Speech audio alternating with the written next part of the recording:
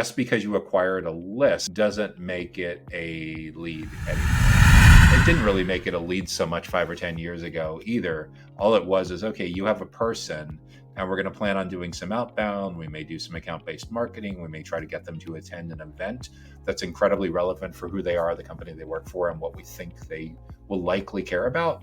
But that more than likely is not a sales opportunity, and it may not even be a lead, because until you've done that initial touch point, they have no idea that your company exists, right? So first impressions, of course, matter. There's far too many people in this industry that are proposing marriage on the first date, that are prematurely, obsessively trying to book sales meetings when they haven't yet established that there's any fit or there's any interest. The goal with all of this is to try to get the right people from the right company to spend more time with members of your client-facing team in an education, trust building kind of context. Hello, it's Joshua Feinberg from DCSMI, the Data Center Sales and Marketing Institute, and I am thrilled to welcome you to this week's Data Center Go-to-Market Sales and Marketing Q&A live show, where each week I tackle a handful of the biggest sales and marketing challenges that we're hearing about from all over the data center ecosystem, from data center operators like hyperscalers, colocation, and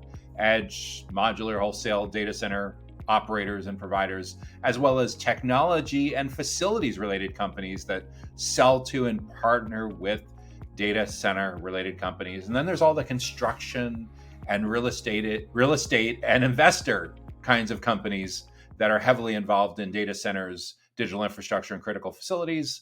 And there's also a very vibrant ecosystem outsourced sales and marketing companies that operate in and around data centers, digital infrastructure, and critical facilities. And there's a number of roles, a number of team members who typically collaborate, who participate, who make all of this great growth happen.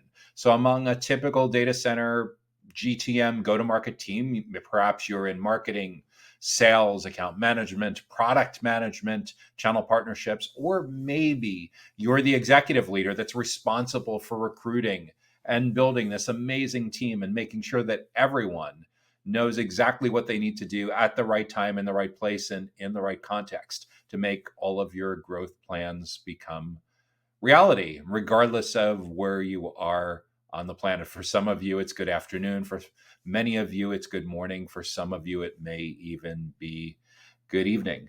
If this is the first time that you are joining us for the Data Center Go-to-Market Sales and Marketing Q&A live show, welcome. And we'd love to know if you have a question or a topic that you'd like us to address in an upcoming episode. Please feel free to drop that into the comments. And if you want to make sure that you get notified about upcoming educational events and resources just like this, make sure that you subscribe to our Data Center Sales and Marketing email newsletter that comes to your email inbox every Sunday. And you can subscribe directly on our website at www.dcsmi.com. So what's on the agenda for this week? We're going to first start out by looking at how to grow a data center network infrastructure consulting firm.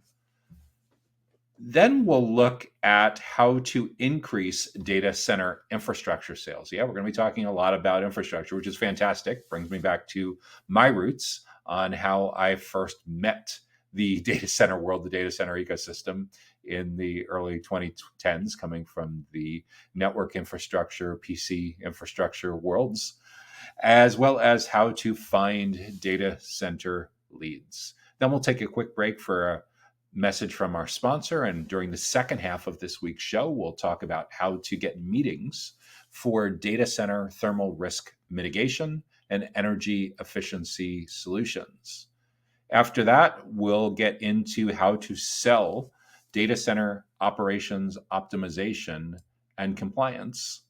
And as we head down home stretch for the sixth and final question for this week's Data Center Go-to-Market Sales and Marketing Q&A live show, we'll talk about how to improve awareness of data center recruiting services and manage those client relationships.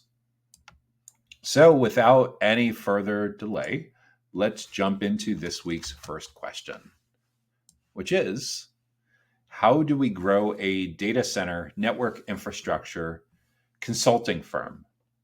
So your company is primarily in the business of selling consulting services around data center network infrastructure in a professional services context, and you're curious about how you can grow your business. A consulting practice specifically focused on data center network infrastructure, we first need to get some insights into where your company has been most successful in the past. And we'll usually get some clues about that by visiting your website and looking at your case studies page. And we'll presumably read about other companies that you've helped before with their data center network infrastructure. And when we do that, and perhaps this may be supplemented by some logos that are on your homepage, or maybe we may even need to dig into your CRM, your customer relationship management system, to learn a little bit more about your most successful, happiest clients. But when we do that, we're essentially looking for some common themes. We're looking for some commonalities. Because in order to grow your business, we have to know where you've been successful already. If you have a brand new business, then we're going to run some experiments and try to find out who the best clients are based on, typically for that kind of company, it would be because you more than likely were providing data center network infrastructure to a data center operator or an enterprise data center owner operator or something like that in the past. And now you're starting up your own firm. But as long as your firm is already established, more than likely with some case studies, some logos, some CRM history to go on. And what we want to try to figure out is where you've been most successful. Who are the happiest clients? Who has the smoothest onboarding experience? How do they get through initial value, intended value, extended value? Who's got the greatest referral capacity, the referral potential? Where we've been most successful with cross-selling and upselling and growing these accounts over time. So we're doing a lot of digging into the intersection of marketing, sales, and account management. And some network infrastructure companies, this may be called customer success, coming a little more from the SaaS worlds. What we're essentially trying to figure out is, what do these clients have in common? Geographically, where are they located? Because we're trying to essentially document your ideal client profile, your ICP. So what do they all have in common? Are they in a certain metro area? Are they all within a certain state or province? Are they all within a certain country, a group of countries, a continent? Or are you truly able to sell data center network infrastructure consulting services on a global basis? For most companies, probably 95, 97, 98% of companies, you probably don't have the ability to sell data center network infrastructure consulting globally. More than likely, you have a certain amount of talent in your company that is located in certain geographic regions. And that's probably more than likely where you're providing most of these consulting services. That's not to say that you couldn't recruit people that have like a 50% or an 80% or 100% travel requirement. But for the most part, it usually, for a professional services firm like that, has to do with where your offices are physically located, where your employees are physically located.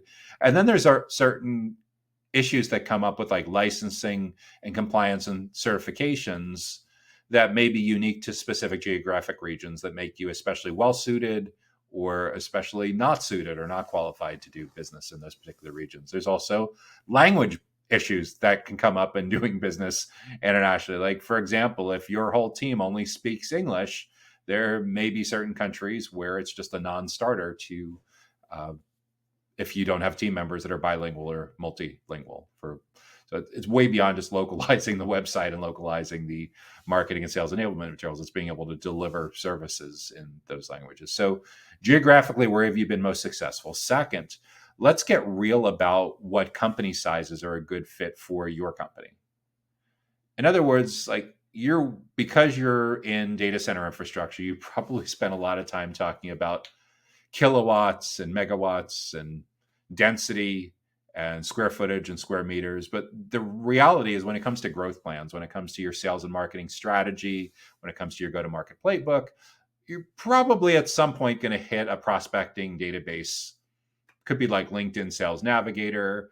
It could be Zoom Info. And in those databases, geography helps to narrow things down. Company size helps to narrow things down. And your company size more than likely needs to be normalized or standardized by number of employees at that particular company. And where the pedal hits the metal on your growth plans with all of this is trying to figure out what's the minimum size a potential client needs to be a good fit to afford your minimums. And at the upper end of the range, at what point does a prospect or a client become so large that it would overwhelm your company's ability to be able to cost effectively deliver based on the talent and the expertise that you have today? So for a lot of companies that are in data center and network infrastructure consulting, it might be that, okay, you set a floor where like the company needs to have at least 50 employees. They need to be doing 5 or 10 million in annual revenue or your local currency equivalent. And maybe you do really well up until the company gets to the point that it has 5,000 employees, at which point their requirements, the sales cycle length, insurance, financial issues, travel issues, whatever, a whole host of issues make it far less likely that they're going to be a good fit for you. So maybe it's literally as broad of a range where they can have as few as 50 employees and as many as 5,000 employees. So that's the second big attribute of your ideal client profile. The third big attribute is, are there certain industries, certain vertical markets, certain business models where your company is better suited to grow your business than others? And again, we're looking at the case studies. We're looking at where you've been most successful in the past geographically, at certain company sizes, and in certain business models. Because as I mentioned just a few moments ago, depending on where your clients are located and what industries, what verticals, what business models they're in, there may be some compliance or certification issues that pop up that make your company especially well suited or immediately disqualified to be able to work with those kinds of clients. So we'll document your ideal client profile. We next need to know, in these companies, who are the most important stakeholders that need to know you exist, that you need to educate and build trust with and stay with throughout their full, potentially lengthy buyer's journey that they may go through in between complete stranger and purchase decision for data center network infrastructure consulting. And we need to be realistic that there are some edge cases where this could be an emergency or an impulse buy. But for the vast majority of your prospects and clients, you probably have a considered sales cycle that could be anywhere from a couple of weeks to several months. And we now live in this world where so many buyers' journeys are now self-driven, are now self-guided.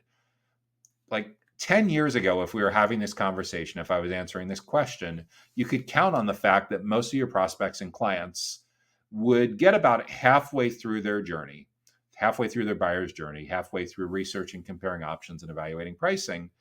And they would hit, like, at the time, the number was 56%. They'd get to 56% of the way through this journey, and they'd be ready to meet with someone from your sales team. They'd be ready for potentially vendor contact. Add 10 years of digital transformation onto that, add millions of baby boomers retiring and a lot more millennials and Gen Zs in decision-making roles, add millions of people working from home for the first few years of the 2020s. And we now live in a world where the days of getting to spend half of the buyer's journey with your prospects and clients are long, long gone. Now, Gartner's latest research found that 83% of a typical buyer's journey is now over before sales contact, before vendor contact. 83%. So if you like sports analogies, imagine that your company was schmoozing, whining and dining, taking a group of channel partners and potential clients to a football match, to a soccer game, to a basketball game. And because the stadium and the league is really not a big fan of salespeople, despite the fact that you're paying for this really expensive, gorgeous, lavishly catered suite to entertain your channel partners and prospects and clients and employees, if you have sales anywhere on your business card, on your LinkedIn profile, on your email signature, they're not going to allow you into the arena. They're not going to allow you into the stadium till you're deep into the fourth quarter of the game. Literally 3/4 of the game is going to be over before you're allowed in. You say, Joshua, that seems ridiculous. We're the ones paying for this lavish experience. How could they block us? Well, they're in the driver's seat. By the way, if you like baseball analogies, same issue, but you're not allowed into the stadium till the 8th inning.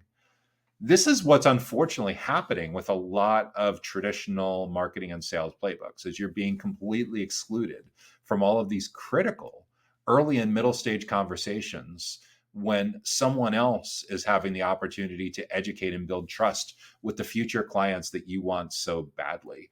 that other company, those other individuals are getting a chance to frame the criteria that they're ultimately going to use when they get to the decision stage and they're ready for a sales related conversation. Typically, 28 different touch points happen between complete stranger and purchase decision. Two-thirds, three-quarters of those happen before you're even aware that a prospect or client exists and has this serious need. The only way typically to get in early and often, to be invited into their side of the table, is for your sales team, your SDRs, your sales development reps, your account executives to undergo a radical makeover, to upgrade their positioning. So instead of being seen by their traditional account executive, sales development rep kind of titles, they're now showing up more like a consultant, a teacher, a trusted advisor, a subject matter expert on anything and everything having to do with data center network infrastructure. This changes the nature of who you hire. This changes the nature of how you do onboarding, professional development, upskilling, cross training. These are all incredibly important now because your prospects and clients no longer need someone to show up and read your website to them. There's probably a really good explainer video on your website that does exactly that.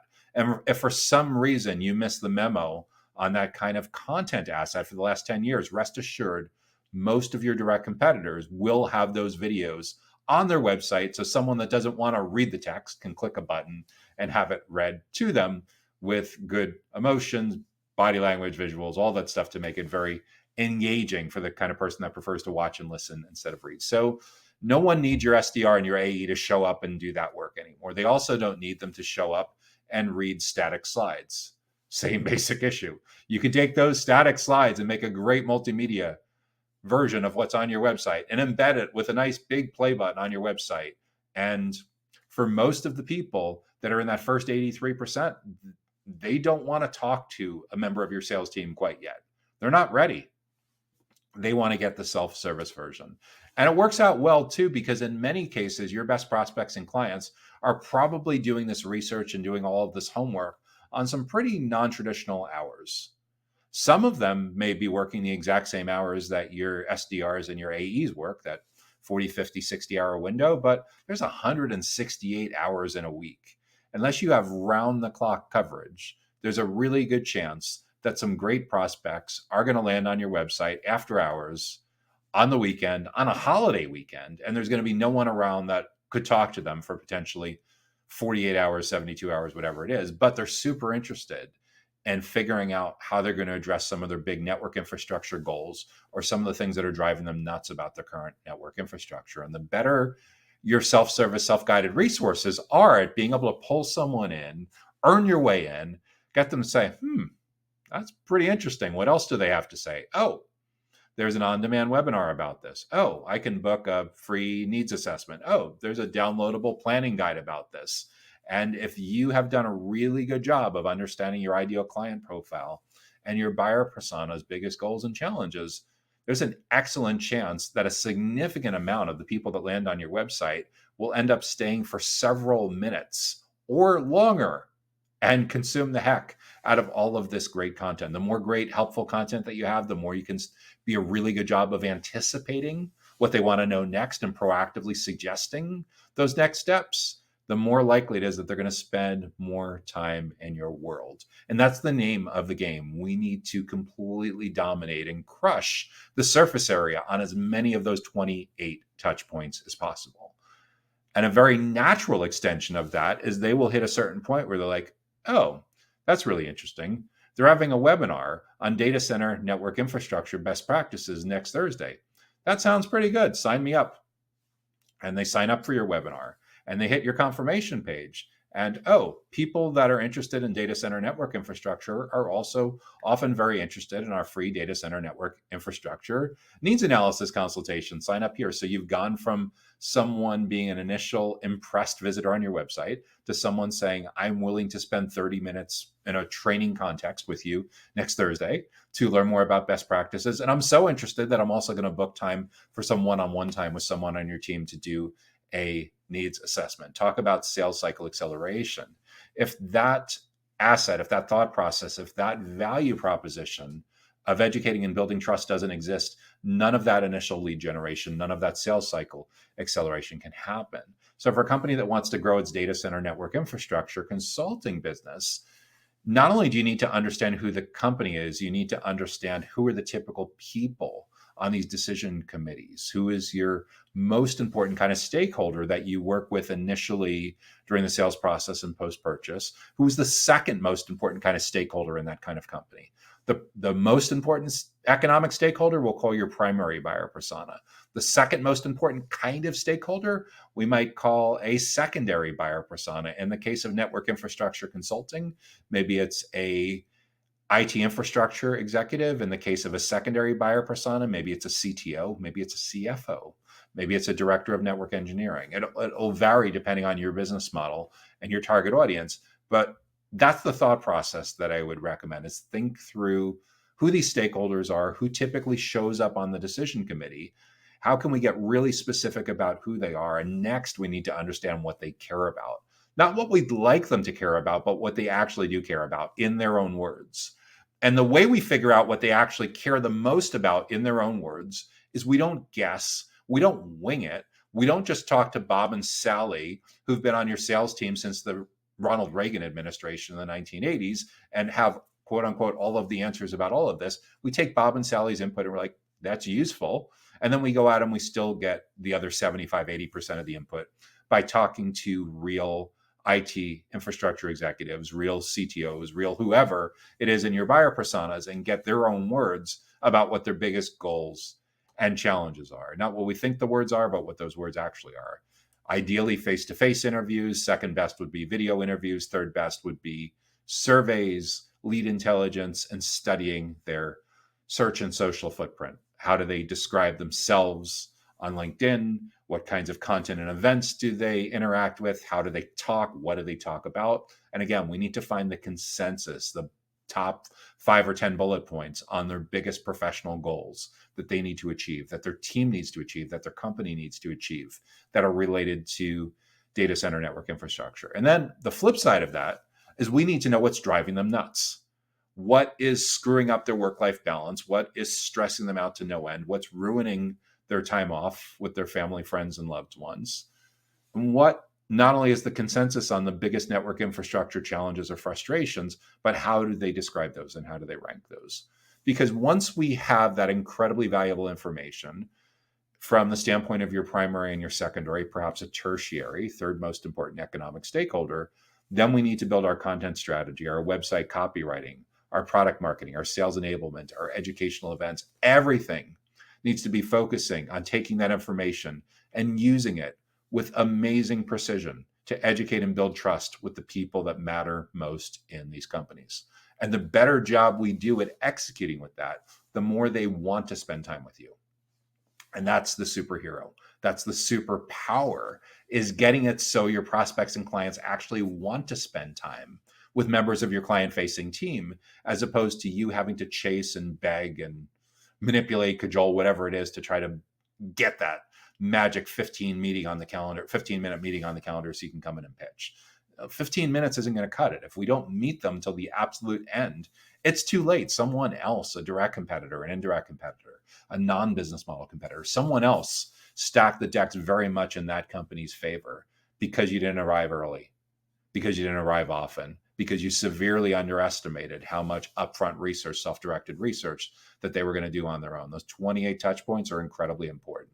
All too often, companies in the data center ecosystem, including network infrastructure, spend a ton of their annual budget on global and national conferences, attending, exhibiting, sponsoring really expensive golf tournaments and cabana parties. And some of those can be effective if you get the targeting perfect. If you looked at the conference organizers' media kit and your ideal client profile, and there's a really good match. But a lot of times it's an extraordinarily expensive touch point. And the problem is, just because you spent tens of thousands or hundreds of thousands of dollars on those touch points, you don't get extra credit for them. Your ideal clients, your buyer personas, are still going to go through 25 or 30 different touch points. So you still need a way to stay with them long after that event has happened, that's way beyond just nagging them to try to get a sales meeting booked.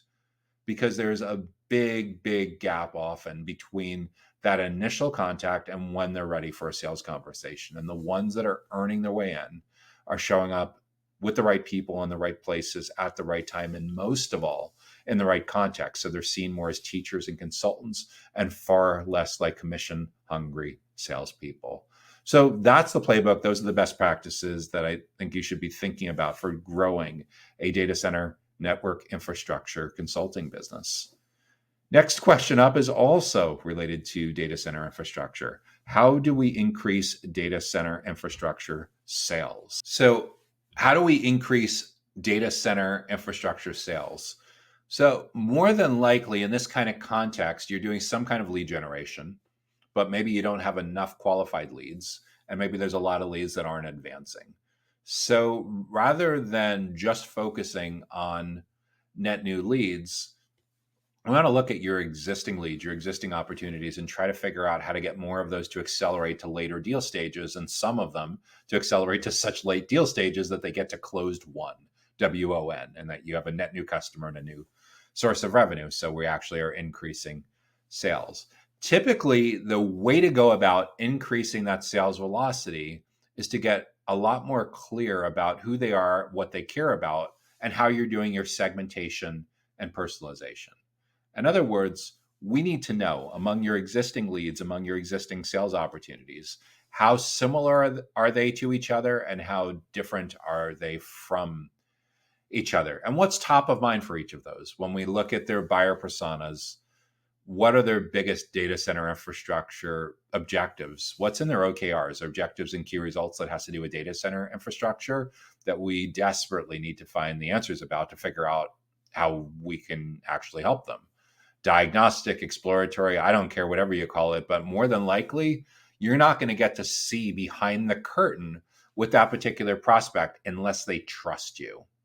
And trust is the first cousin of branding. Stay in the digital first world that we now live in, and the self-directed buyer's journey, where most of the research and decision making is happening without you being in the room.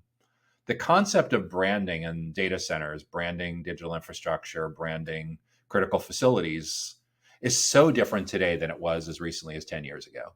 10 years ago, when it came to your brand, it was something that your creative director owned.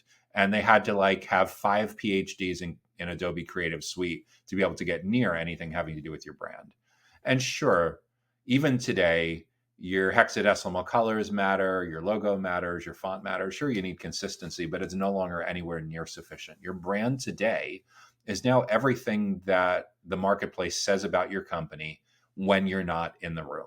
And a self-driven buyer's journey, where you're excluded from nearly all of these early and middle stage conversations, your brand is everything that data center stakeholders, digital infrastructure buyers, critical facilities, ecosystems, what they're saying about your company and your team members when you're not in the room. And given that you're hardly in the room for any of the buyer's journey anymore, you're typically excluded for the first 83% of this, how you present online for that self-driven buyer's journey is incredibly important. How you reposition your sales team to be able to show up more as teachers, consultants, subject matter experts, trusted advisors, and some of them even as thought leaders is incredibly important to be able to earn your way back in. But most of all, we need to know exactly who they are, what they care about, and figure out a way to win our way in, to educate and build trust with those prospects, with those future clients in their incredibly formative years. They say kids have incredibly informative years. Your prospects have formative years as well, that are happening in the awareness and the consideration stages of their buyer's journey that happen well before that 83% point. And the more you can earn your way in to have a major role in many of those 28 touch points, the more surface area you have, the more they want to spend time with members of your client-facing team, the less time and attention they have to spend with your competition. So it is for sure a competitive battleground. It is for sure an area where you need to be paying a lot of attention to your differentiation that happens in the early and the middle stages of the journey, and the early and middle stages of the sales cycle, not just at the end of the journey, not just at the end of the sales cycle. So, from a tactical perspective, what does this look like? Getting better at the buyer personas, getting better at segmentation, lead segmentation in your database, better email nurturing, better email marketing in general. That's contextual for who they are and where they are in their life cycle with your company. There's so many companies that are prematurely proposing marriage to their prospects. In the same way that most people that go to look to buy a new car or lease a new car or buy a new home or rent a home or an office or a condo or something like that, in the same way that most people on the very first visit aren't at the decision stage, so many people still in data centers and digital infrastructure set up their whole process and their website as if they're assuming that everyone is going to buy today. Everyone's ready to elope on the first date. You go run to the chapel in Las Vegas and you met 30 minutes ago and now you're married. Funny Ashton Kutcher movie, right? But not so funny when it comes to finding great clients for long-term enterprise data center related needs, digital infrastructure kinds of needs. So from a realistic standpoint, we need to understand the typical steps that a certain kind of buyer goes through between complete stranger and purchase decision. So let's say we're mapping an IT infrastructure executive, an IT infrastructure manager that's looking to buy data center infrastructure. What are the 28 touch points that they go through? This is part of your buyer persona research. Your buyer's journey mapping is figuring out at a macro level the 3, 4, 5 really big steps and then the interim steps that they go through.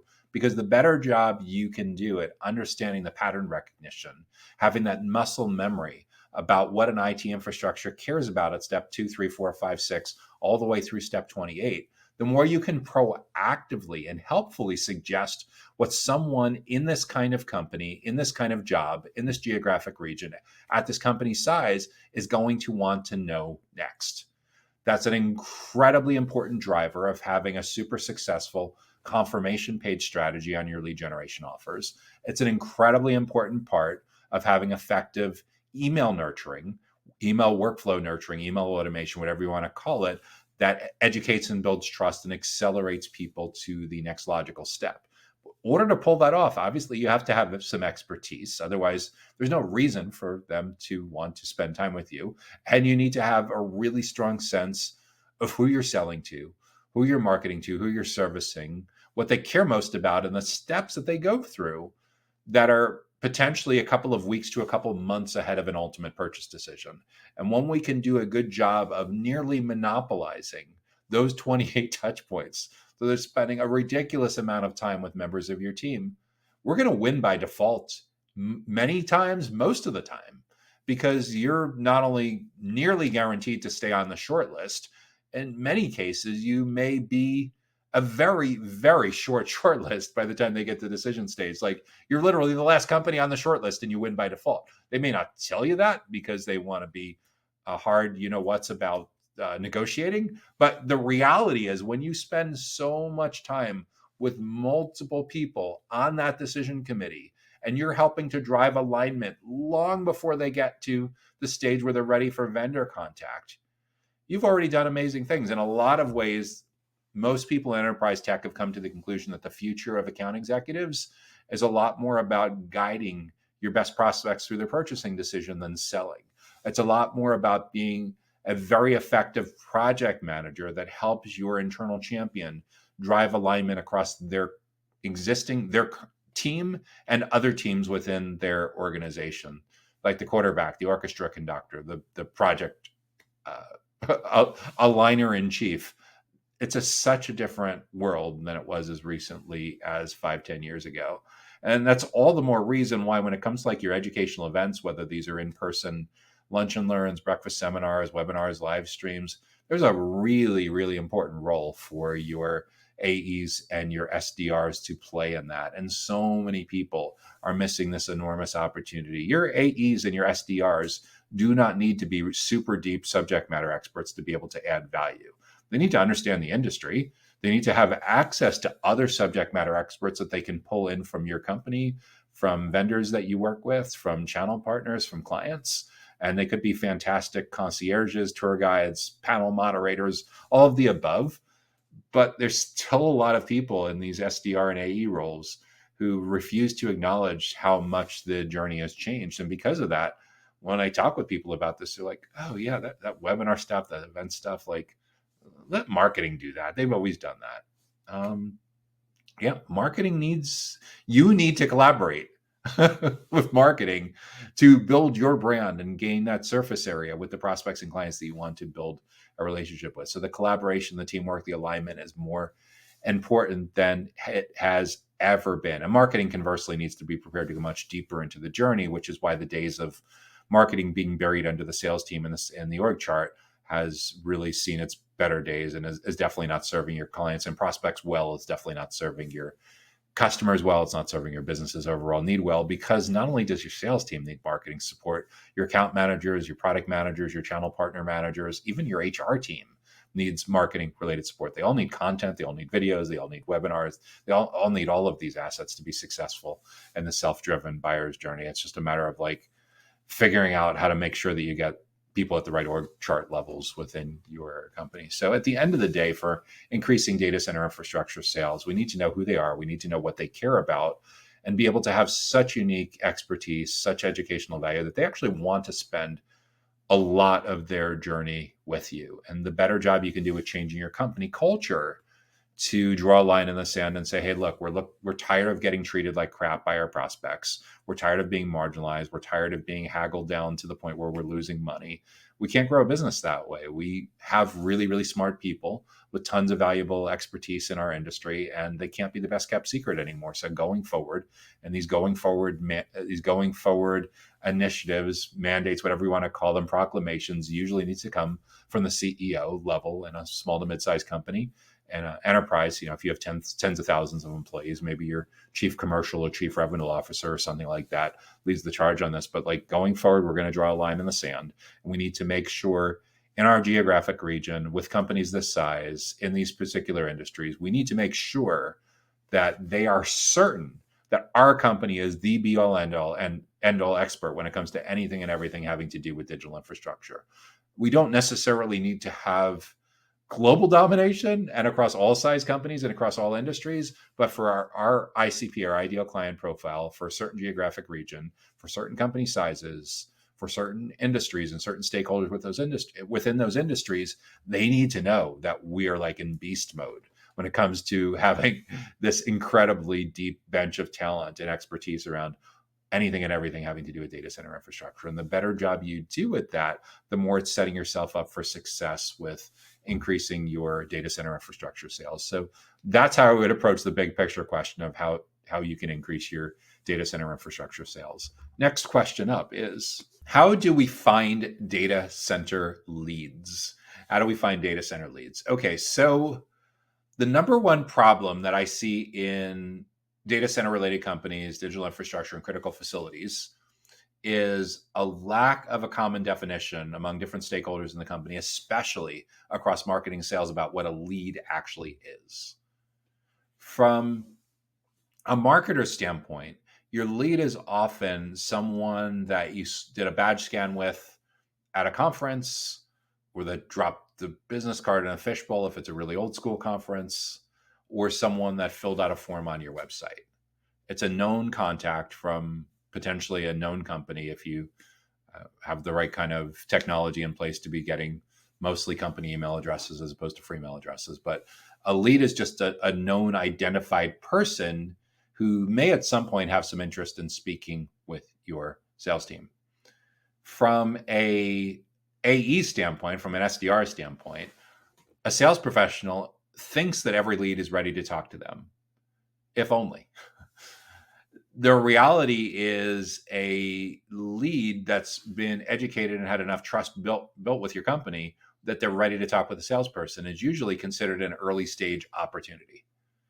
To get from that path to lead to opportunity, what typically is happening in your MarTech stack and your marketing technology stack and your sales technology stack and your CRM, your customer relationship management, is a lead is typically getting nurtured and had enough education and trust building touch points happening that marketing declares that they're qualified. They're called an MQL, or a marketing qualified lead, meaning that based on a pre-agreed definition of fit and interest, marketing is confident that it's time to hand off that lead to someone from your sales team for a human review from your sales team.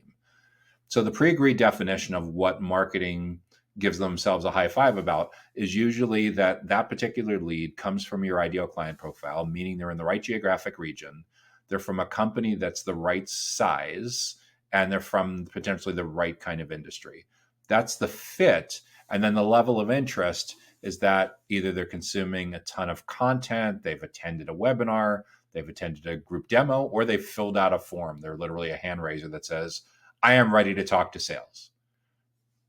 In today's hyper competitive, hyper cynical data center infrastructure marketplace, most people have gotten way past the point where anyone's filling out a form anymore that says talk to sales, but they're filling out the first cousin of that. Schedule a tour, schedule a free consultation, schedule a free needs assessment, book a demo, something like that. So given all of that gets your marketing team to say, okay, we have an MQL, a marketing qualified lead, then a human from your sales team, a lot of times a sales development rep, an SDR or business development rep, reviews that lead and says, yeah, it looks pretty good. They've read a lot of the right web pages. They've attended some of our events. They're from the right size company in the right geographic region. I am going to take that and I'm going to stamp it as sales qualified, and it's going to get auto assigned or manually assigned for one of our account executives to pursue. And then you have a very, very early stage opportunity at that point with maybe a 5 or 10% likely to close based on how early that person is before someone has met with them. Then when someone from your sales team, like an account executive, meets with that person, then they can better qualify what the need is, better get to the point where maybe there's an estimated close date, maybe there's an estimated deal size, and slowly but surely that opportunity may start to progress across the deals board. So until you're having these conversations with multiple stakeholders from your team and getting down in a PDF or your wiki or whatever it is, or your CRM, a very clear definition on the difference between leads and opportunities, you will continue to struggle to have productive working relationships across different members of your team that are in these different kinds of roles. So first thing is get on the same page about what a lead actually is. Second, we need to recognize that just because you acquired a list doesn't make it a lead anymore. It didn't really make it a lead so much 5 or 10 years ago either. All it was is, okay, you have a person and we're going to plan on doing some outbound. We may do some account-based marketing. We may try to get them to attend an event that's incredibly relevant for who they are, the company they work for, and what we think they will likely care about. But that more than likely is not a sales opportunity, and it may not even be a lead because until you've done that initial touch point, they have no idea that your company exists, right? So first impressions, of course, matter. There's far too many people in this industry that are proposing marriage on the first date, that are prematurely, obsessively trying to book sales meetings when they haven't yet established that there's any fit or there's any interest. The goal with all of this is to try to get the right people from the right companies to spend more time with members of your client-facing team in an education, trust building kind of context. So if we think about the kind of touch points that you can have and kind of put them on a spectrum, like someone visiting your booth at a conference and they trust the conference organizer, and by extension, some of that trust is transferred to your company, that certainly is helping, but it doesn't help nearly as much as that same exact person coming to a session at that conference, coming to a keynote at that conference where a key member on your team was educating and building trust the audience. And the first cousin of that is our webinars and live streams, because you can do those all the time and you don't need to make huge financial investments or huge carbon producing type of hits to be able to actually make that step forward. So when it comes to finding data center leads, let's get really clear on your ideal client profile. Let's know geographically where these leads should be. Let's know from what size companies they should be. And let's know what industries where we think you can win the best, where you can provide the most value to them. Once you have that ideal client profile defined, then you should be able to build out a target account list that drives what's often called ABM, or account-based marketing. This is a list of anywhere from a couple dozen, maybe a couple hundred, it could be up to a couple thousand potential companies that look like they would be a perfect fit for, at some point, doing business with you for your data center related products and services. So once we have clarity on who the company is, we have a couple dozen to a couple thousand potential companies that we've built onto our target company list that we think we should build a relationship with over time. Then we figure out who are the individuals within these companies that matter most, and we're going to categorize these into buyer personas. A buyer persona is a semi-fictional representation of an ideal client based on actual research and some select educated speculation. And the buyer personas are incredibly important to getting inside their world, getting inside their mind, of knowing what their top priorities are. What are their biggest professional goals? What's driving them nuts? What are their biggest challenges? And the better job we can do with aligning all of our messaging on our website, on our product marketing, on our sales enablement, on our email marketing, on our social media, on our premium content, on our events, everything should be aligned about what's top of mind for your most important, your primary buyer persona and your secondary buyer persona. And a better job you can do with that, the more you give them a reason to want to spend time with members of your client-facing team in an educational context. And that's the unlock with all of this. Too many people are putting out a lot of selfish content and assuming that everyone wants to sit through your infomercial. The reality is, until they're at the 80-85% point in their research and decision-making process, they don't even want to know that your company or your products exist. They just know that they have some big goals and some big challenges that they're figuring out.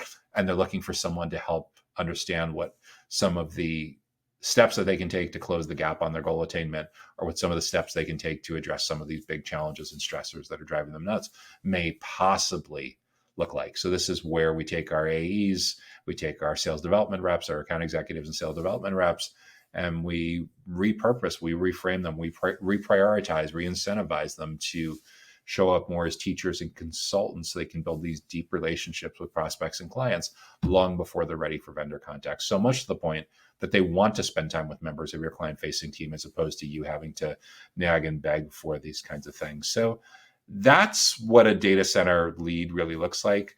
A great lead is someone who has strong fit with your ideal client profile and strong interest. They're interested in what you're talking about. They're interested in your educational content and your events. And you can see tons of evidence in this in the contact record on their CRM. So the fit and the interest, that drives great leads. That's what gets account executives, sales development reps, sales leaders, VPs of sales, sales directors, chief revenue officers. That's what gets everyone excited, that your data center leads are a leading indicator of sales opportunities and a leading indicator of net new clients, net new revenue. So that's how I would approach finding data center leads. And with that, we're going to take a real quick break for a message from our sponsor. The Data Center Go-to-Market podcast is sponsored by DCSMI, elevating the role of sales, marketing, and go-to-market GTM professionals in the growth of the data center industry.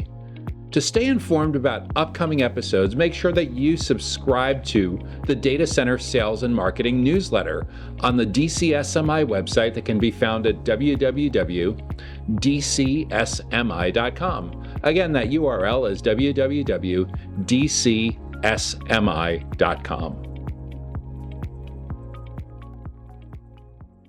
Hey there, Joshua Feinberg from DCSMI, the Data Center Sales and Marketing Institute. We are all about elevating the role of sales, marketing, and go-to-market professionals in the growth of the data center industry. And you're watching our weekly Q&A show, the Data Center Go-to-Market Sales and Marketing Q&A, where each week I tackle a handful of the biggest sales and marketing challenges that we're hearing about from all over the data center ecosystem. If you're getting good value from this week's show, make sure that you hit the like button. And if you have an idea for an upcoming topic that we should tackle in one of our future shows, please leave that as a comment wherever you're watching this video or wherever you're listening to this. So next up, the next question that we're going to address this week is, how do we get meetings for data center thermal risk mitigation and energy efficiency solutions? So your company provides thermal risk mitigation, basically the consequences of things overheating, right? And energy efficiency solutions. How do we get meetings for data center thermal risk mitigation and energy efficiency solutions? So first up, do you sell risk mitigation, thermal risk mitigation, and energy efficiency to the exact same clients, or are they different clients? Is it a different line of business? Depending on the nature of your products and services, it may be the exact same client. Depending on your product roadmap and how these were built and integrated together, they may be two different kinds of clients. First, you need to answer that because that'll determine whether you just need one go-to-market playbook, one sales and marketing strategy, one potential team, or whether you need to potentially segment things. As long as you're able to sell your thermal risk mitigation services and your energy efficiency solution services to the exact same clients, then we need to understand where historically you've done best. There's probably some clues about this sitting on your case studies page and in the logos on your homepage. We'll probably find a lot more clues about that if we look into your CRM, your customer relationship management system. But we essentially need to know at a company level, where has your company historically done best with thermal risk mitigation and energy efficiency solutions? What do these companies have in common? Where are they located? How big or how small are they? And what kinds of industries are they in? Those become incredibly important for making sure that you're focused on getting the right meetings with the right people. So that gives us the three big parameters that we need to define our ideal client profile, or ICP. Then within those companies, we need to know who are the individuals that we need to educate and build trust with, that we need to create awareness with, that we want to motivate to want to spend a lot of time with members of our client-facing team. So it could be a facilities manager, it could be a ESG executive, it could be an innovation officer. There's a lot of different players in data center operators and enterprise IT kinds of environments that are interested in thermal related risk issues as well as energy efficiency solutions. So for your particular company, for your particular products and services, who's the most important kind of stakeholder? We'll call that person your primary decision maker, your primary buyer persona. And who's the second most important economic stakeholder who shows up on a decision committee? We'll call that person a secondary buyer persona. And then depending on the nature of how big or small these companies are, you may have a third category of person that shows up on your decision committees. We'll call that a tertiary buyer persona. You might over time as well come across a certain kind of person that when they show up in this process, it's like the kiss of death for your initiative moving forward. We'll call that a negative buyer persona because we want to try to actively navigate around that person and exclude them from meetings because they're a detractor. They're not on your side, to say the least. So with all of that in mind, when it comes to getting meetings, we just don't want any old meetings. We want meetings with the right people in the right places at the right time, and most of all, in the right context, so that they see your team and they see your company as the be-all, end-all experts when it comes to anything and everything having to do with data center thermal risk mitigation and energy efficiency solutions. And that's a pretty big ocean to boil if you're looking at this on a global level. But what I encourage you to do is to know where you're going to pick your battles. This is where your ideal client profile comes into play. In which geographic regions is your company best suited to deliver these services today? More than likely, you're going to have talent and offices in certain regions. You're going to have certain language capabilities in certain regions. You're going to have certain expertise and licensing and compliance related to this in certain kind of regions. So geographically, where are you doing business? Where are these clients located where you need to book these meetings? Second, how big or small? What's the minimum size that a company needs to be to afford your minimum level of engagement? Can a company with 10 employees? Can a company with 50 employees? How big do they need to be? Do they need to have 200 employees, 500 employees? How big do they need to be to afford your minimum level of engagement for thermal risk mitigation and energy efficiency? Again, only you can answer that question, but it's definitely a question worth asking when it comes to targeting, whether you're targeting outbound, whether you're targeting ads, inbound, whatever you're doing with account-based marketing. It's incredibly important to know the minimum size that a company needs to be for that meeting to be with someone from a company where you're on the right track, where they can afford your entry level program. Conversely, at the extreme upper end of the range, is there a point where a company could be so large that it just would be overwhelming for your team today based on perhaps that company's legal requirements, compliance requirements, financial requirements, sales cycle length, number of stakeholders, capability, physical locations, a host of factors. So Can you truly do business with a company that has tens of thousands or hundreds of thousands of employees? Or do you max out at somewhere like 1,000 employees or 5,000 employees or something like that? So again, only you can answer that question based on historically where you've done best and where your clients have gotten the most value. But for sure, when it comes to booking better meetings, you must be able to answer those questions like Goldilocks: not too hot, not too cold, not too big, not too small. And then third, are there certain industries that are more conducive to having these great meetings, having these great conversations about thermal risk mitigation and energy efficiency that align with your roadmap, that align with what you can deliver today, that align with your existing talent and your existing expertise? So that's your ideal client profile. There's buyer personas. There's an account-based marketing, a target list, target company list that you can build with a couple dozen, a couple hundred, maybe a couple thousand companies that would be a good fit for this. But if you're thinking of meetings, what I'd encourage you to think about is the self-directed buyer's journey that most of your buyers now go through today. It used to be like 10 years ago, your buyers would be willing to meet with someone from your sales team when they were about halfway through the research and decision-making process. Those days are long gone.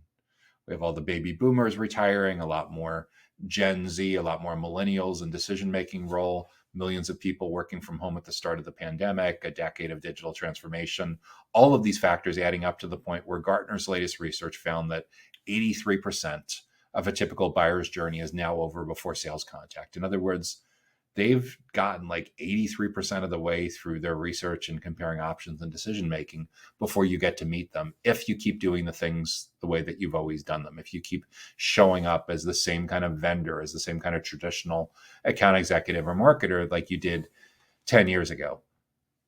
The only unlock that gets you in early and often is one in which you're able to flip the switch to no longer be seen as a vendor, to no longer be relegated into the vendor box, but instead having those same team members on your client facing team now show up more as teachers, as consultants, as subject matter experts, as trusted advisors. And some of your most senior members of your client facing team may even be able to successfully be seen as thought leaders in your space when it comes to anything and everything having to do with thermal risk mitigation and energy efficiency. So when we do this the right way, your clients, your future clients, your prospects actually want to spend time with members of your team. What does that look like in practice? In many cases, it's educational resources, it's educational events. And historically, these are initiatives that sales has punted over to marketing. Marketing can't do this by themselves. Sales can't do this by themselves. The collaborations are incredibly important. So sales professionals need to be prepared to come in much earlier in journeys than they ever have in the past. And conversely, because often the initial sale is really just the beginning in any kind of repeat sale or recurring context, marketers need to be prepared to go much deeper into the journey than they've ever had in the past. So shoving marketing under your sales organization is no longer a good outcome. For marketing, it's no longer a good outcome for your company, for your prospect experience, for your customer experience. The kind of content and events that marketing produces, your account managers need that, your product managers need that, your channel partnership organization for sure needs that, HR needs that. So there's some org chart alignment issues that a lot of times get discussed around the same time with this as well. But what I would encourage you to think of as meetings is in the early and middle stages of the journey. They don't want to do one-on-one high pressure sales meetings. They don't want to be qualified, but they do in many cases need a lot of education. And they need a lot of like, okay, you understand, you've recognized the patterns. You have the muscle memory on what a company in a certain geographic area that's a certain size in a certain industry and with these stakeholders, what they care about at different stages of the journey, from step 1 all the way through to step 28, from awareness to consideration to decision. And the better job you can do with proactively providing these resources, the more likely they're going to see you as a true consultant and an expert. In a lot of cases, the most successful initiatives lean on educational events. These educational events could be webinars, they could be live streams.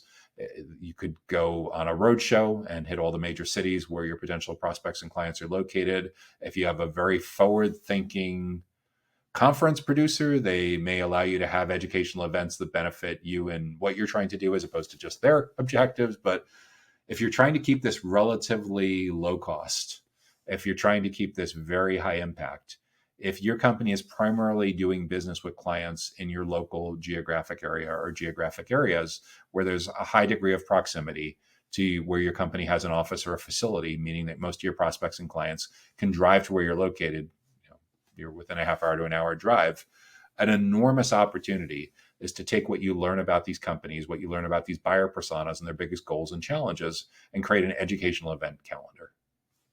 12 events, one event a month, a lunch and learn or breakfast seminar, or something similar to like that, where you invite your ideal prospects, your ideal clients, your core buyer personas to come down to your facility and learn together. And sometimes a speaker is one of your internal subject matter experts. Sometimes it's a subject matter expert from a vendor or a company that you partner with. Sometimes it's clients and you're moderating a panel. It's a really strong power play to have your prospects get to meet your clients, right? But overall, what we're looking to do is we're looking to get your prospects and clients to see your company as educators, as experts, and be highly motivated to want to spend time with you learning. And when this works really well, what you tend to find is prospects and clients bring their coworkers, bring their boss with them, because teams that learn together grow together. So instead of having to solve these really thorny alignment decision committee issues when you're 80%, 90% of the way through the buyer's journey, you're already starting to win over the decision committee because multiple stakeholders from that same company are registering and attending your offline and online events and learning about this particular topic, 2, 3, 4 people from the same company. So when we think about meetings, the real reframe is to rethink what a meeting actually is. If you have a target account and you can get 2, 3, 4 people that matter from that company all coming to an event together, all coming from a webinar together, holy crap, are you accelerating your sales cycle and accelerating the know, like, and trust and educating and building trust with them to the point where you're nearly, in that kind of context, you're nearly guaranteed to stay on the short list all the way to the end. And in many cases, if you're doing this as like a monthly series and multiple people from the same company are you coming to a monthly series, just be a little patient. Unless they're like extremely narcissistic and pulling the wool over your eyes, you're almost certainly winning them over.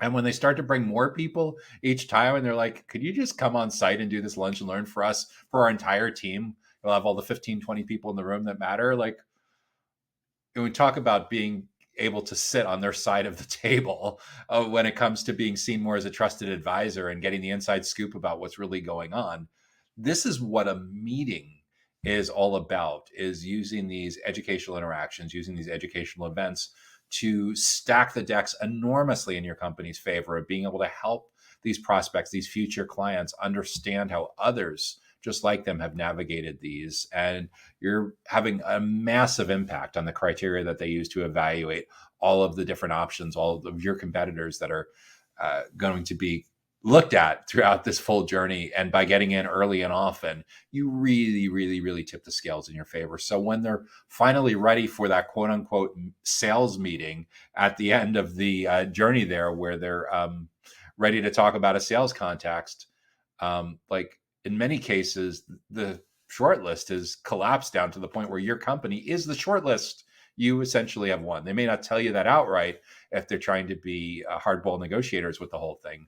But the reality is, when you start, of those 28 touch points between complete stranger and purchase decision, when you've had multiple stakeholders that have consumed, enjoyed, experienced 6, 8, 10, 12 of those touch points with your company already, what do you say? It's like shooting fish in a barrel, right? Like, so when it comes to getting more of the right meetings for data center thermal risk mitigation and energy efficiency solutions, know who's the company that you can best serve, who are the stakeholders within those companies that care the most about thermal risk mitigation and energy efficiency, what's top of mind for the most important kind of stakeholders, and what can you do to add outrageous amounts of educational value to those decision committee members on an extended basis, not just over a period of a couple of weeks, but over several months, so you completely saturate those 28 touch points, completely saturate the surface area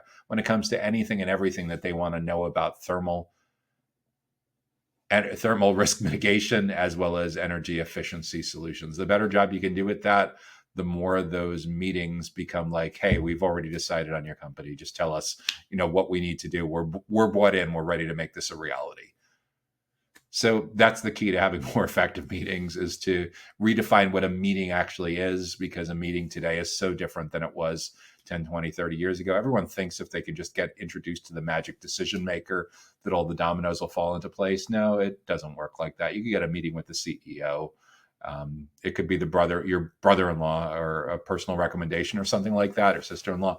And everyone's gotten so risk averse.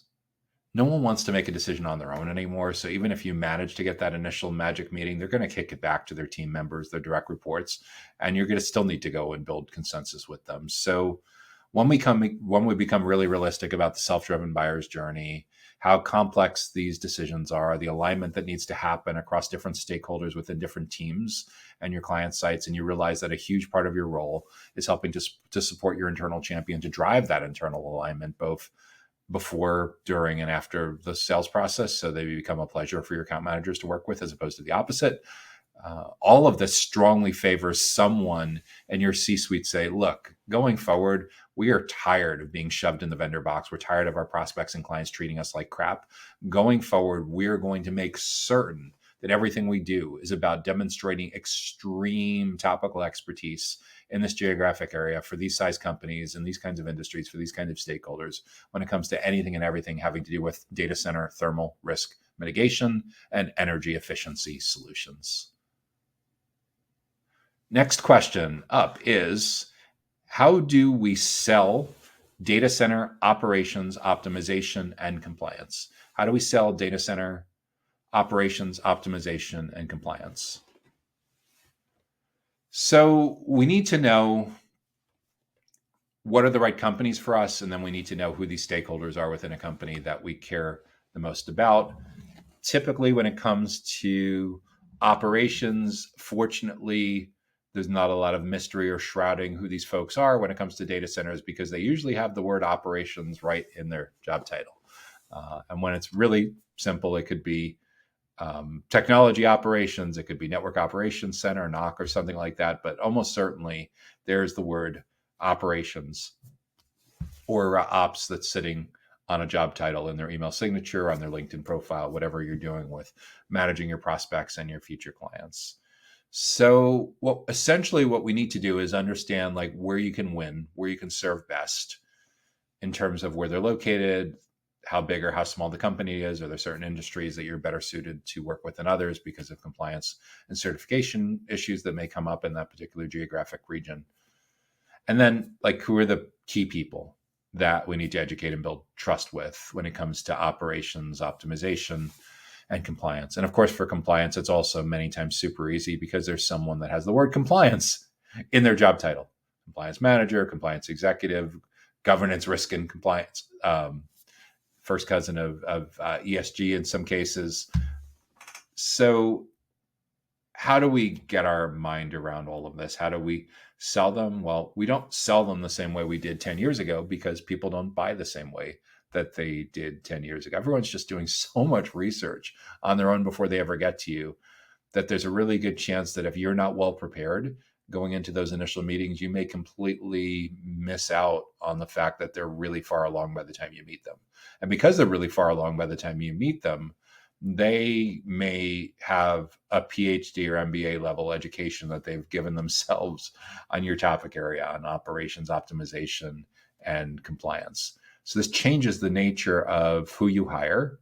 It changes the nature of how you do onboarding, professional development, upskilling, cross-training, how you build your teams with different levels of subject matter expertise, who does what, because no one needs you to read the website or the slides to them anymore. They need you to diagnose before they prescribe. And in order to gain the respect of these operations executives and compliance executives, you really have to come in and operate more like a consultant and a teacher and a trusted advisor and a subject matter expert, more than a vendor. If you just come in and you look like a traditional vendor that's quota hungry, that's trying to get a deal on the deal board and get them closed as quickly as possible, these are super technical IT professionals, in some cases financial professionals. They're technical, they're cynical, they're not going to put up with your BS. So It's so important to be able to deliver outrageous levels of educational value and build up their trust long before they're ready for that kind of sales conversation. And in nearly all cases, this revolves around understanding at a company level what's going on, understanding who the stakeholders are, understanding their top goals and challenges, and build this amazingly impactful educational resource calendar and educational events calendar where you can attract and engage and educate and build trust with the most important people that are on these decision committees when it comes to anything and everything having to do with operations optimization and compliance. And a key mindset with all of this is, one, for sure, you don't have all the answers among your existing team members. You could have people that have worked for your company for 20 years in the exact same target accounts and buyer personas. And sure, their input is useful, but it shouldn't be the majority of the input that you use to build and document your buyer personas. Your buyer persona research actually needs to be research, not just doing a little bit of internal interviews direct out of the mouths of these folks. Face-to-face interviews, video interviews work well. If you can't do that, the next best thing is at least studying a stack of representative LinkedIn profiles and seeing what comes up on not only their social media footprint for that particular person, but when you look them up on search, what comes up. And you're looking to try and find the consensus on their professional goals, their team's professional goals, their company's goals at the intersection of data center operations and data center compliance. And we need to understand too what's driving them nuts, what's stressing them out, what their biggest challenges are. When you can get the consensus on their biggest goals, when you can get the consensus on their biggest challenges, that feeds an educational event calendar, that feeds an educational resource calendar, because our goal is to provide so much value, so such a high outrageously level value to those most important stakeholders that they want to spend time with members of your client-facing team. That's essentially how you sell. You're not selling off a deck or a website or a static pitch anymore. If you're still begging for meetings, trying to desperately get a meeting for 10 or 15 minutes to pitch what you're all about, that's not going to work anymore. And it really hasn't worked well for the past 10 years, but even more than ever, with 83% of the journey over before you meet a prospect or a client, the only way that your sales team, your AEs can deliver, your SDRs can deliver value is to show up as a helpful guide to guide those prospects and clients through their purchase decision, not to sell them stuff. So yeah, these are big, big transformation changes that need to happen within your company to be more successful. Think about 28 touch points between complete stranger and purchase decision. The better job you can do of understanding what's going on in the world and continuing to show up in a way that adds value to them, the more they want to spend time with you. The more time they spend with you, the more you're nearly guaranteed to stay on the short list, the more you're likely to get the insider track on what's really going on. You're going to move way past surface level information that you can find out on the web or on social media. They'll literally give you the insider track on what's going on in many cases when you've built that trust with them. And reps, lather, rinse, repeat. Better email, helpful educational emails, helpful educational events. You can do some of these events as webinars and live streams. You can do some of these events in person if proximity is on your side, inviting them to your facility and having great seminars, symposias, networking, breakfast seminars, lunch and learns, all of the above that helps to educate and build trust. And when you do this the right way, it's a really straightforward ask to say, hey, Bob, I see that you're registered. Typically companies that are involved in big challenges around data center operations and compliance, it takes a village. There's typically stakeholders from these 5 or 6 different roles. So given all of that, who else should attend? You're not asking them to formally recommend your company at this point or endorse your company. You're just saying, hey, we're having this great breakfast seminar next month. Who else from your team should attend? You'd be shocked at how well this basic email marketing automation that you've been able to do for 20 years and now is still ridiculously neglected, how incredibly impactful that is of getting to see, like, wow, I'm looking at my registration confirmation emails. I'm looking in HubSpot. I'm looking at Eventbrite, whatever I'm using to attract this. And there's 5 or 6 people from the same company out of 40 that have registered. And they're all from the same company. And they're all from the same team or two. Holy crap, this is working. They're talking about us. We have an opportunity to help drive alignment across their teams and shape their beliefs and shape how they compare all of the different options that are in front of them when it comes to anything and everything having to do with optimizing their operations and compliance. It's a beautiful thing. It's just so many companies are making their investments in a way that really belongs in a bygone era that really stopped being effective 10, 15 years ago.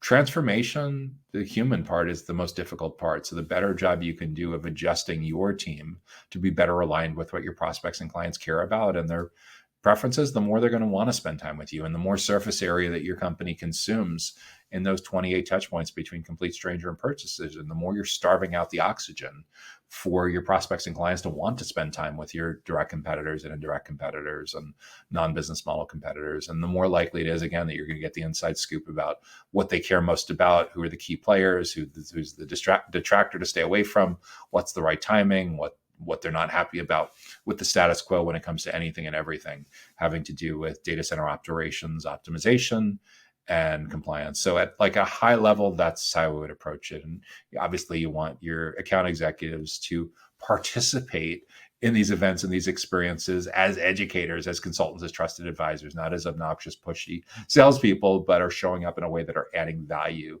to the educational experience. For some of them who've been at this long enough, some of them could be speakers, some of them could be moderators, some of them could be introducers. For some of the people that are relatively new, maybe they're helping to check people in at the door and answer logistics questions, more like a concierge or a tour guide.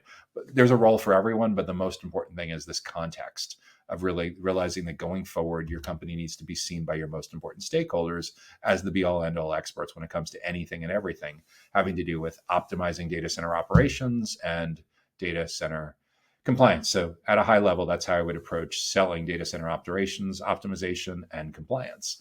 And that brings us to our final question for this week's data center go-to-market sales and marketing Q&A show. If you've been getting good value from today's show so far, make sure that you hit the like button. And the final question. Oh, by the way, if you want to make sure that you get notified about upcoming events like this and upcoming educational resources similar to this, make sure you subscribe to our data center sales and marketing newsletter that comes to your email inbox each Sunday. You can do so directly on our website at www.dcsmi.com. So, final question. How do we improve awareness of data center recruiting services and manage client relationships?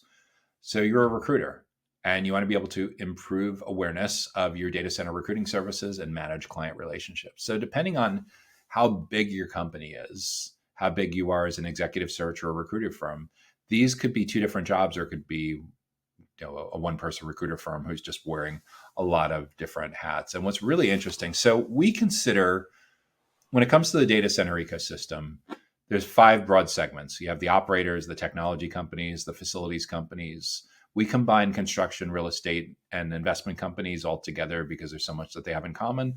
And then there's a 5th part of the data center ecosystem, the digital infrastructure ecosystem, outsourced sales and marketing. We actually consider recruiters part of outsourced sales and marketing. Why? Because they're essentially marketing these open jobs and trying to sell candidates on joining your company. So when it comes to being more effective at marketing and selling these open positions and improving the awareness of your recruiting services and managing client relationships, we need to understand that the self-driven buyer's journey that applies across all the different stakeholders within the full data center ecosystem applies just as much to recruiters. You still need to educate and build trust. And frankly, when it comes to the category that recruiters exist in, it's a higher bar because recruiters by definition are sometimes not considered in the highest trust. And you'll know that because if you've been doing this a while, you know that there's some people that do what you do that don't have a great reputation, that do a lot of sleazy, below board kind of things. So we need to work extra hard to not only improve awareness, but improve the brand perception of what your company is all about. And when I say branding, this is everything that the marketplace says about you and your company when you're not in the room.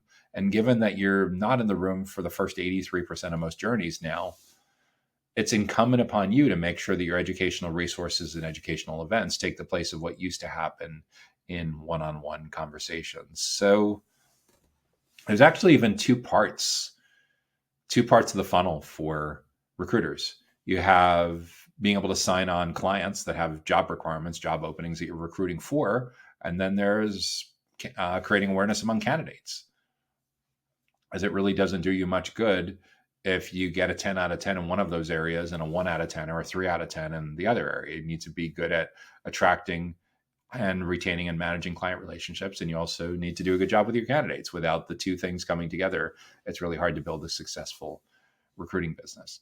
So what's super interesting is a lot of data center recruiters are finally getting the memo about the digital buyer's journey. A couple of them in particular globally are just doing a fantastic job in this area. Like Andy Davis, who has the Data Center Club, has built this amazing resource for candidates that for his recruiting firm that has, I think, about 20 or 30 professional recruiters and should be a reasonably good funnel for both hiring managers and for the candidates themselves.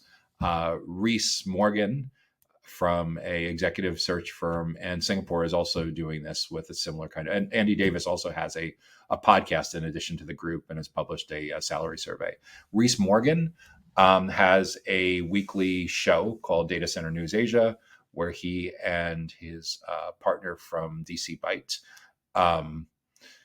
also, they talk weekly about news that's going on in the data center industry in Asia. And they sometimes do live interviews at conferences. Sometimes they film these interviews in studio. But those are two perfect examples of recruiters recognizing that getting in early and often and being seen as an industry expert is incredibly important, because there's still a lot of cynical IT professionals and facilities professionals in this ecosystem who don't have a high opinion of recruiters as a profession. So you got to work extra hard to really differentiate yourself throughout the full buyer's journey and be seen as an expert, as a subject matter expert, to gain the trust as a educator. So there's a lot of things that you can do to improve that playbook, but it's mostly recognizing that the cynical IT professional, the cynical facilities professional, regardless of whether they're a hiring manager or whether they're a candidate, it's super important to be able to intercept them as early as possible, long before they have a job requirement, long before they're looking for a new job,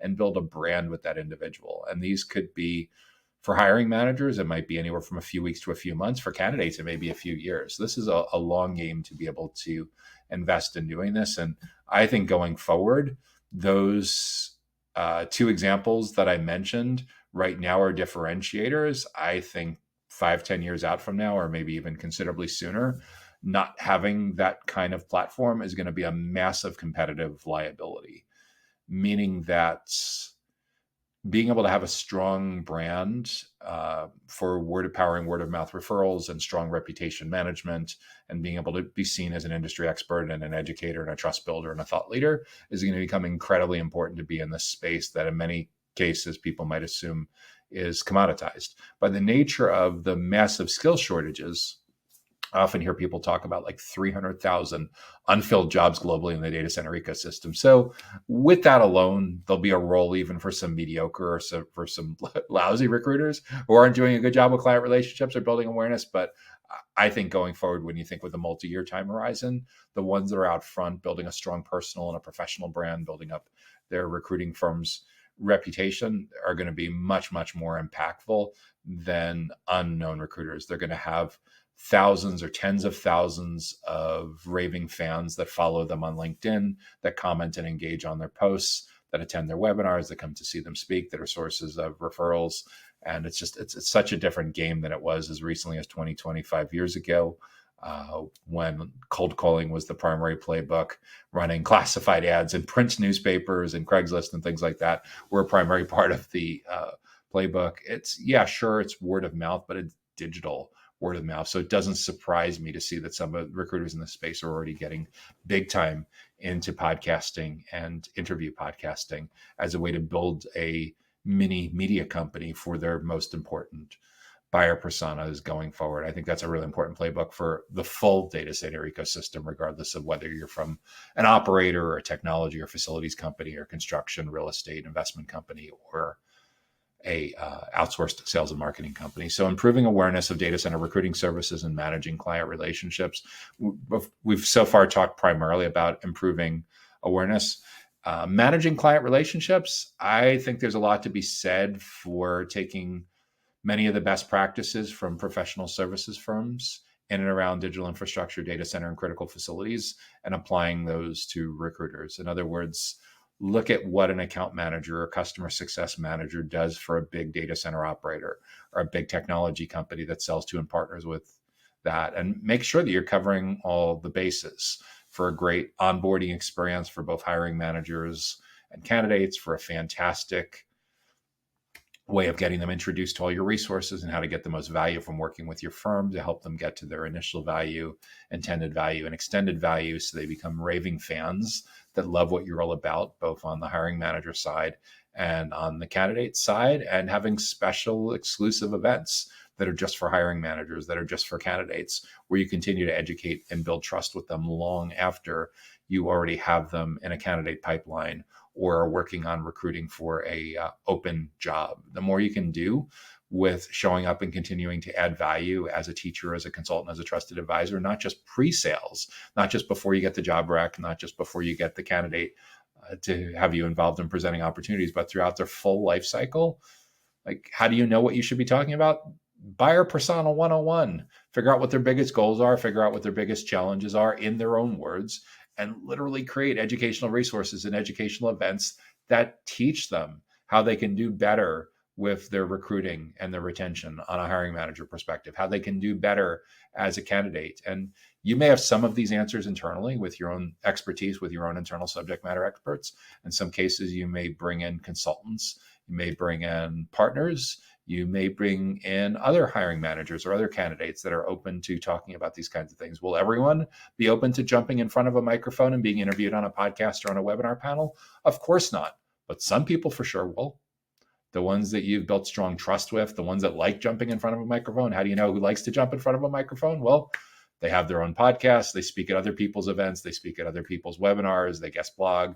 They're active on LinkedIn. All of these are leading indicators that people like to talk. So from a managing client relationship perspective, sure, great CRM, great account management, great customer success management, best practices. But I think educational events and building a vibrant community will help you become a lot stickier, build a much more loyal base, both on the hiring manager side and on the candidate side. So if I was sitting down and having lunch with Andy Davis or Reese Morgan or another recruiter, a big high profile recruiter in the data center space, and they're asking me for advice on data center recruiting services, of building awareness and client management perspectives from a go-to-market perspective across the full ecosystem, of having worked with many of the dozens of different kinds of business models in the space, that's how I would approach all of this. It's all about educating and building trust.